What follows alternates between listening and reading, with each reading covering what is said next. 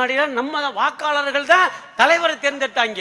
மக்கள் பார்த்து குத்துனா மந்திரி, மாத்தி குத்துனா எந்திரி. இதுதான் நம்மளுடைய ஜனநாயகம்.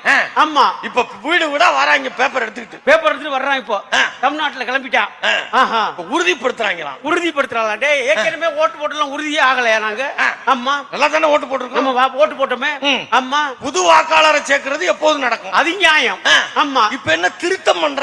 என்ன உள்ள திருத்தம் பண்றான்? திருத்தம் பண்ணல, திருட்டுத்தனம் பண்றாங்க. ஆமா, ஓட்டு திருட்ட எப்படி எல்லாம் பண்றாங்க?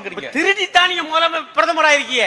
ஆமா, அப்படின்னாங்க. ஓஹோ, நாங்கள் அசைக்க முடியாத பிரதமர் அப்படின்னா ஓட்ட திருடி நீங்க பிரதமர் ஆயிட்டீங்க. ஆமா, ஐயோ, இந்த நாட்டுல நடக்குது திருட்டுக்கு அப்படி ஆயிப்போச்சுன்னு.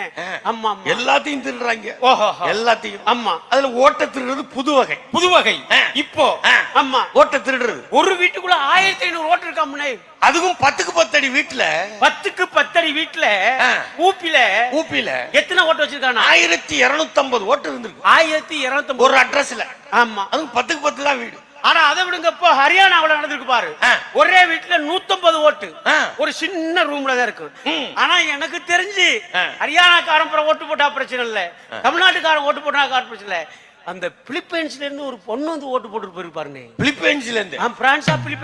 பிரான்ஸ் பிரேசில்ல இருந்து நான் ஓட்டு போட்டு வந்திருக்கேன். அந்த அம்மா அங்க இருந்து போன் பண்ணி என்கிட்ட சொல்லுது, நான் இந்தியாவுக்கே வந்தது இல்ல தம்பின்னு.